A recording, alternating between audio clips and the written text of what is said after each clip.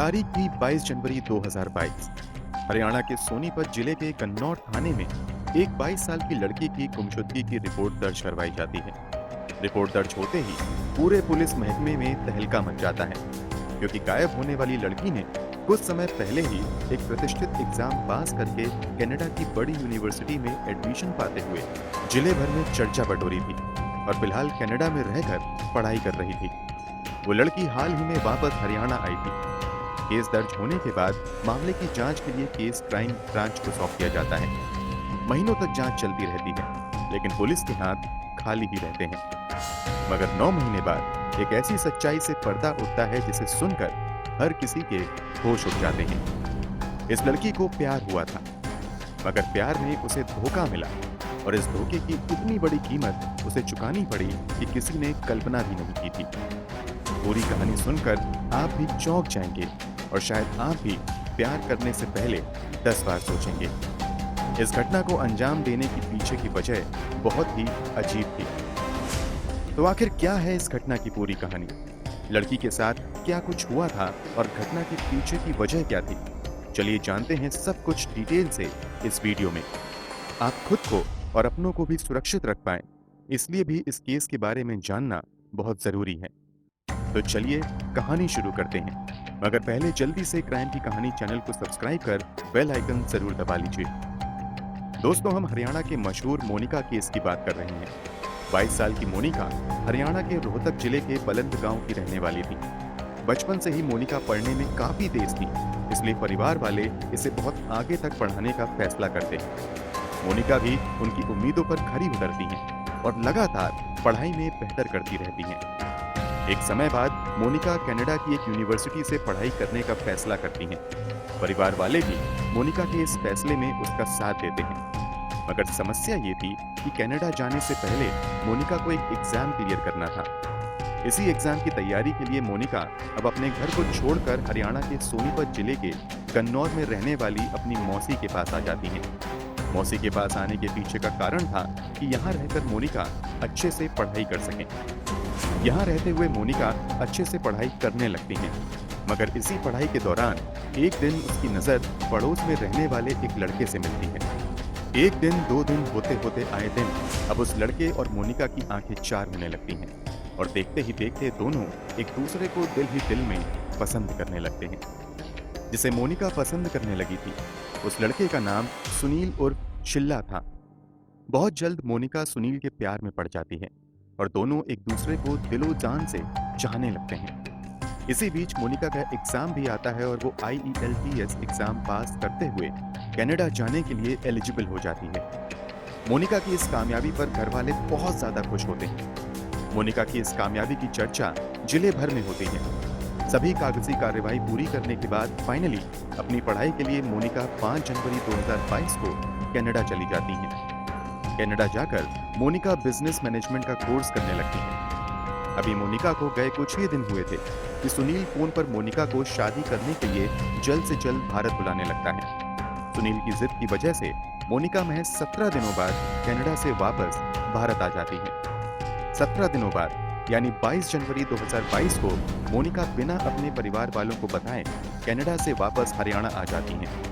यहाँ आने के बाद वो अपने लवर सुनील से मिलती हैं और ये दोनों चुपचाप दुनिया की नजरों से बचकर साथ रहने लगते हैं। फिर 29 जनवरी 2022 को मोनिका गाजियाबाद के आर्य समाज मंदिर में सुनील के साथ गुपचुप तरीके से शादी कर लेती है। शादी के अगले ही दिन यानी 30 जनवरी 2022 को मोनिका अब बिना किसी को बताए वापस कनाडा चली जाती हैं और अपनी पढ़ाई में लग जाती हैं। अब अगले कुछ महीने तक मोनिका कनाडा में ही रहती है, मगर उसके व्यवहार में काफी बदलाव आने लगता है।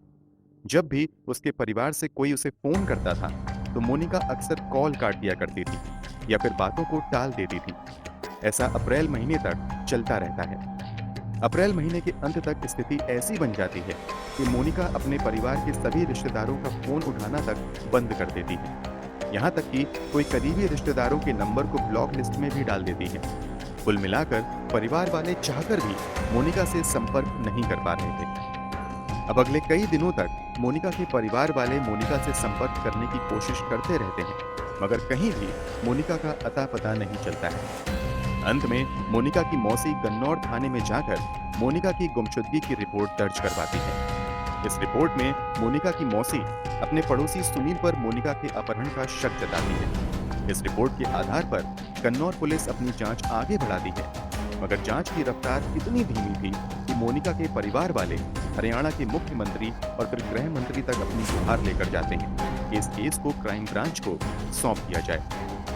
मोनिका के परिवार वालों की रिक्वेस्ट पर अब इस केस की जांच रोहतक आईजी को सौंप दी जाती है। रोहतक आईजी इस केस की जांच भिवानी सीआईए टीम को सौंप देते हैं। अब पुलिस सबसे पहले इस केस के प्राइम एक्यूज्ड सुनील की तलाश में लगती है।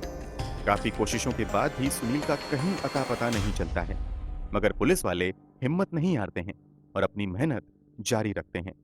इसी क्रम में कहीं से पुलिस को पता चलता है कि सुनील उत्तर प्रदेश में रह रहा है।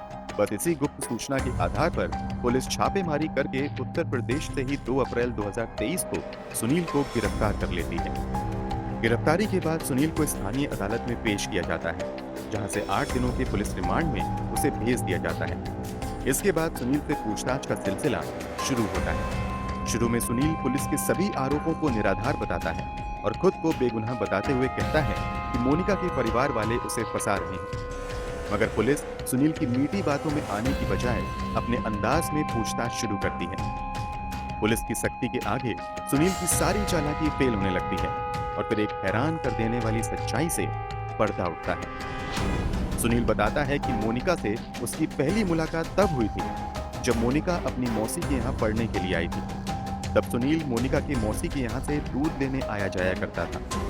यहीं मोनिका की मौसी मोनिका की मुलाकात सुनील से करवाती हैं और दोनों एक दूसरे को भाई बहन मानने लगते हैं। यहाँ तक कि रक्षाबंधन के मौके पर मोनिका सुनील को राखी भी बांधती है, मगर दोनों राखी के कसम को लंबे समय तक निभा नहीं पाते हैं और पवित्र रिश्ते को दागदार करते हुए एक दूसरे के प्रेम में पड़ जाते हैं और चुपचाप शादी करने तक का फैसला कर लेते हैं। सुनील पुलिस पूछताछ में खुलासा करता है कि मोनिका से शादी करने के 4 महीने बाद यानी अप्रैल महीने में एक बार फिर से उसे जबरदस्ती कनाडा से बुला लेता है और साथ में ही रहने लगता है। इस बात की जानकारी मोनिका अपने परिवार वालों को नहीं देती है। यही वजह थी कि मोनिका ने अपने परिवार वालों से फोन पर बात करना अवॉइड करना शुरू कर दिया था और कई करीबी रिश्तेदारों को ब्लॉक भी कर दिया था। सुनील के खुलासे के मुताबिक सुनील और मोनिका दुनिया की नजरों से बचकर अगले कई महीनों तक साथ रहते हैं और समय समय पर ठिकाना बदलते रहते हैं। शुरू में तो इन दोनों में बहुत ज्यादा प्यार रहता है, मगर समय के साथ रिश्तों में कड़वाहट शुरू होने लगती है और ये कड़वाहट इतनी ज्यादा बढ़ जाती है कि अब हर पल इन दोनों में झगड़े होने लगते हैं। इन्हीं झगड़ों के बीच किसी तरह दोनों साथ रह रहे थे, मगर 29 जून 2022 को जब सुनील मोनिका को लेकर अपनी गाड़ी से झंझारा स्थित फार्म हाउस की तरफ जा रहा था, तभी कार में ही इन दोनों की इतनी ज्यादा अनबन हो जाती है कि सुनील कार में रखा अपना पिस्टल निकालता है और एक सुनसान जगह पर कार खड़ी करने के बाद 2 गोलियां मोनिका की खोपड़ी में मार देता है। सुनील के बयान के अनुसार गोली मारने के बाद वो लाश को अपनी कार की डिक्की में डालता है और उसे अच्छे से कवर कर देता है। सुनील को समझ नहीं आ रहा था कि इस लाश को कहाँ ठिकाने लगाया जाए, इसलिए वो अगला कदम उठाने से पहले लाश को इसी तरह कार में छुपाकर अपने फार्म हाउस में चला जाता है और कार को पार्किंग में खड़ी करने के बाद अच्छे से उसे कवर कर देता है। वो लाश को ठिकाने लगाने की प्लानिंग पर काम करने लगता है। इसी दौरान उसे ख्याल आता है कि क्यों ना लाश को इसी फार्म हाउस में दफना दिया जाए। इसी के बाद अगली सुबह सुनील अपने घर पर कुछ मजदूरों को बुलाता है और घर के अंदर लगभग एक 10 फीट गहरा गड्ढा खुदवाता है। मजदूर जब इस गड्ढे खोदने के उद्देश्य के बारे में पूछते हैं तो सुनील उन्हें बातों में उलझाकर बस गड्ढा खोद कर जाने के लिए कह देता है। मजदूर ऐसा ही करते हैं।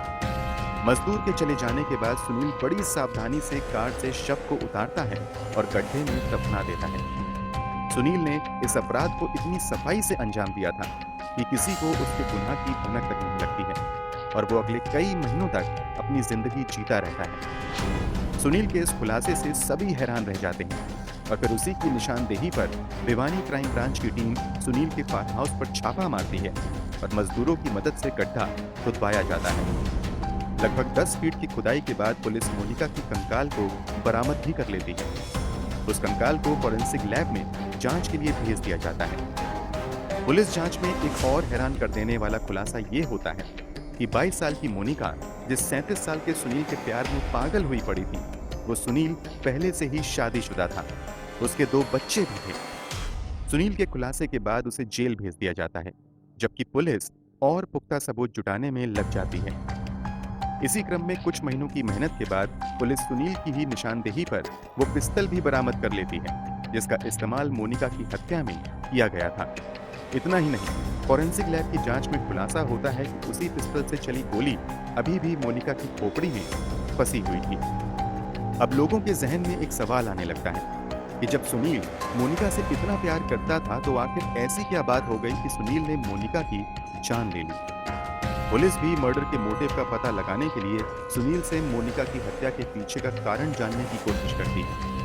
इस पर सुनील खुलासा करते हुए कहता है कि दरअसल वो अपनी शादीशुदा जिंदगी से खुश नहीं था, इसलिए वो किसी भी हाल में कनाडा जाना चाहता था। मगर काफी कोशिशों के बावजूद कनाडा जाने का रास्ता उसे नजर नहीं आ रहा था। इत्तेफाक से इसी दौरान उसकी दोस्ती मोनिका से होती है। जब सुनील को पता चलता है कि मोनिका पढ़ाई के सिलसिले में कनाडा जाना चाहती है, तो जानबूझकर सुनील मोनिका से और नजदीकियां बढ़ाने लगता है और इस जुगाड़ में लग जाता है कि जैसे ही मोनिका कनाडा जाएगी, वो भी उसके साथ कनाडा चला जाएगा। इसलिए मोनिका के कनाडा जाते ही सुनील फिर से उसे भारत बुलाता है और उससे शादी करता है। वो अपनी शादी को बजाबते कोर्ट में रजिस्टर्ड भी करवाता है। चूंकि मोनिका को कनाडा का परमानेंट वीजा नहीं मिलता है, इस कारण एक समय बाद सुनील को उसका अपना कनाडा जाने वाला प्लान फेल होता हुआ नजर आने लगता है। इसके अलावा शादी के बाद जब दोबारा मोनिका कनाडा से भारत वापस आती है, तो वो वापस कनाडा जाने से मना करने लगती है। इस कारण सुनील को डर सताने लगता है कि अगर मोनिका वापस कनाडा नहीं गई, तो उसका राज सबके सामने आ जाएगा और उसके कनाडा जाने के सपने पर भी पानी फिर जाएगा। बस इसी के बाद दोनों में अनबन बढ़ने लगती है। सुनील अक्सर मोनिका से कनाडा वापस जाने की जिद करता था, जबकि मोनिका किसी भी हाल में भारत में ही सुनील के साथ रहने की जिद करती थी। बस इसी बात पर इन दोनों के रिश्ते बिगड़ने लगे और यहाँ तक बिगड़ गए कि एक दिन तैश में आकर सुनील ने मोनिका को गोली मारकर हत्या कर दी और लाश को दबा दिया। सुनील अपने इस गुनाह को छुपाने की जी तोड़ कोशिश करता है, मगर वो लंबे समय तक ऐसा नहीं कर पाता है और फाइनली 9 महीने बाद उसके गुनाह से पर्दा उठ ही जाता है। फिलहाल केस की स्थिति की बात करें तो सुनील पर मोनिका के मर्डर के अलावा सबूत मिटाने और धोखाधड़ी के भी मामले चलाए जा रहे हैं। हैरानी की बात तो ये है कि सुनील पर पहले से भी हरियाणा के अलग अलग थानों में कई आपराधिक मामले दर्ज थे, मगर अब तक उस पर कोई कार्यवाही नहीं हुई थी। फिलहाल सुनील जेल में बंद सजा के ऐलान का इंतजार कर रहा है। इस मामले में मोनिका के परिवार वालों ने 7 अन्य लोगों पर भी मोनिका की हत्या की साजिश में शामिल होने के आरोप लगाए हैं। फिलहाल पुलिस उन आरोपों की भी जांच कर रही है। इसके अलावा मामले में पुख्ता सबूत भी जुटाए जा रहे हैं ताकि अपराधियों को कड़ी सजा मिल सके। वैसे तो ये अदालत तय करेगी कि सुनील को उसके किए की क्या सजा मिले। फिर भी आपके अनुसार आरोप सिद्ध होने पर सुनील को क्या सजा मिलनी चाहिए, कमेंट बॉक्स में जरूर बताएं। अगर हमारी मेहनत पसंद आई हो तो इस वीडियो को लाइक करते हुए शेयर जरूर करें। क्राइम की दुनिया से जुड़ी ऐसी ही दिल दहला देने वाली कहानियों के लिए हमारे साथ लगातार जुड़े रहें। धन्यवाद।